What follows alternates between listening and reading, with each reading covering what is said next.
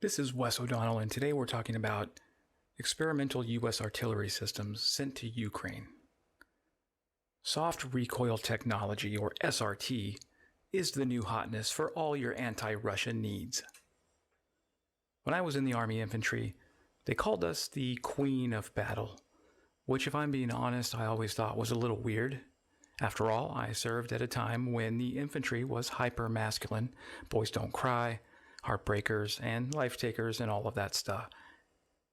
I can only guess that since the Queen is the most lethal and most mobile piece in the game of chess, the Queen of Battle was a compliment and an acknowledgement that the infantry and logistics win wars.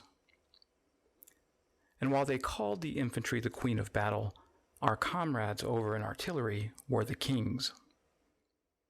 During the global war on terror, we were all but ready to stick a fork in artillery as a dying occupational specialty. Time to reclassify to a new job, Kings of Battle. Artillery is dead. Come join the infantry, where the only thing darker than our jokes is our coffee. We own the night. But times are a-changin'. Artillery is back in a big way. According to the veteran news blog Task and Purpose, more than 70% of casualties in Ukraine can be attributed to artillery alone.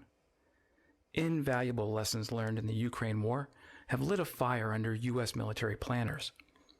Ukraine has taught us two big lessons regarding artillery. First, longer range rounds are essential to reach out and touch the enemy before they can hit you back. Because of this, the U.S. Army started the IRCA program for Extended Range Cannon Artillery. You see, typical tube artillery can reach approximately 30 kilometers. Rocket-boosted rounds can add a few more miles yet. But IRCA munitions can triple that range, hitting accurately at approximately 90 kilometers. But the other big takeaway from Ukraine is the need to shoot and scoot. That is, direct accurate fires on the enemy and be mobile again within mere minutes. Ukraine received an experimental system in April. It's now been revealed that Ukraine secretly received an experimental artillery system in April that will make shoot and scooting much easier. Since the war began, the U.S. and its allies haven't exactly been giving Ukraine the creme de la creme of military hardware. We've given older Bradleys, older Abrams, and fourth-gen fighters, among other gear. Now, don't get me wrong, these weapon systems are still exponentially better than what Russia is fielding in Ukraine. But this experimental system from U.S. defense contractor AM General represents bleeding-edge technology that Ukraine will have its hands on, likely well before the majority of U.S. soldiers. Using this system against live Russian targets not only provides a valuable data windfall for the U.S., but Ukraine gets what we hope will be an increase in battlefield survivability. This experimental howitzer system is called the 2CT Hawkeye and consists of a 105mm howitzer mounted on a Humvee. And fun fact, AM General also manufactures the Humvee. AM General has been working on the Hawkeye since at least 2016 in partnership with the Mandus group, which developed the gun itself. If you've been around artillery systems like the U.S.-made M777A2 155mm medium-towed howitzer, or seen videos of them firing, then you know that the recoil of these guns is enough to rip your arm off if you're standing too close. Clearly, Newton's third law of motion applies here, but even instinctually, we know that putting a massive indirect fire downrange is going to result in a decent amount of recoil. This, in turn, requires a gas hydraulic oil recoil mechanism which adds weight to the unit and requires the piece to be firmly planted on the ground with spades. This oil, or cherry juice to artillerymen everywhere, is a key component of the recoil system. In Ukraine, we're seeing towed howitzers getting destroyed because they can't emplace and displace fast enough to avoid counter-battery fire and drones. AM General's innovation is something called Soft Recoil Technology, or SRT. In a conventional recoil cycle, The cannon sits in battery and moves to the rear when fired. But with SRT, the cannon is released from a latch position and moves forward to a predetermined run-up distance. Upon hitting the run-up distance, the system fires and uses a hybrid soft recoil system to absorb forces and return the cannon to the latch position. More simply, the round in the chamber only fires when the entire assembly reaches a certain point, and the forward momentum adds to the forces counteracting the resulting recoil. This is something called forward recoiling or fire out of battery. This innovation is really just leveraging the concept of the conservation of momentum. If you really want to deep dive into SRT, you can check out AM General's spec sheet, which is full of absurd marketing speak.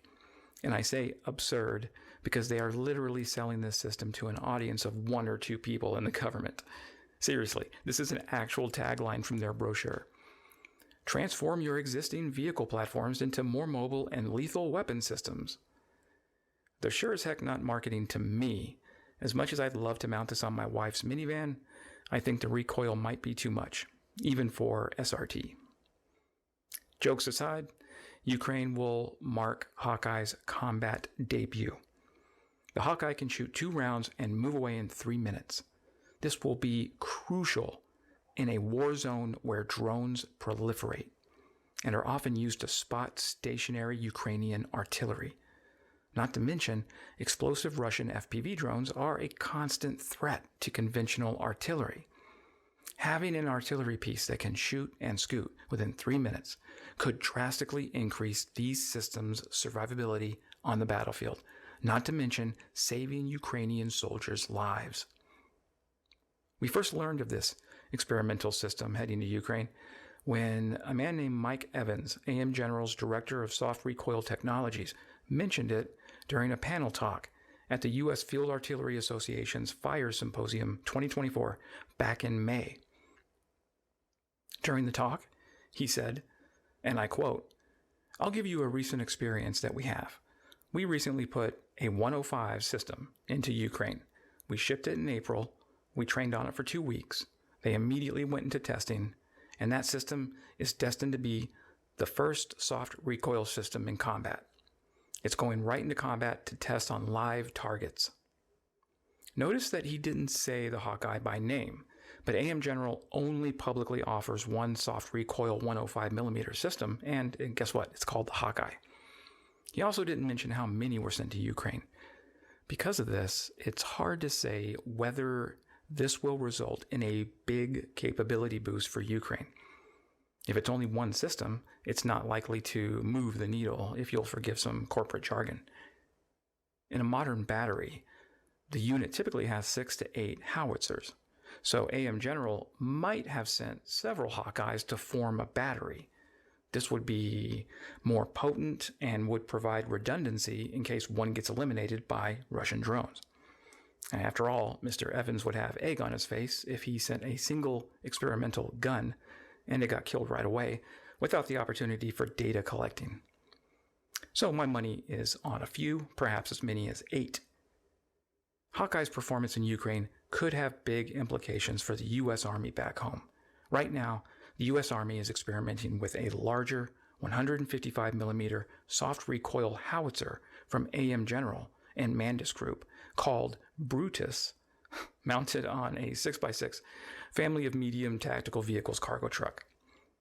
They haven't made any commitments to purchase these systems as of yet, but if the Hawkeye performs well in Ukraine, the Army will likely say, "Shut up and take my money." So, my promise to you, friends, is I will keep my eyes on media coming out of Ukraine and look for signs of the Hawkeye in combat. I'll report back if I see anything of note. To imagine a battery of Hawkeyes driving around and plinking Russian targets just brings a smile to my face. And I'd like to take the opportunity to thank the Russian military for selflessly providing live combat targets to test this new system. It is very generous of you, Tovarish. Glory to Ukraine. Glory to the heroes. Slava Ukraini.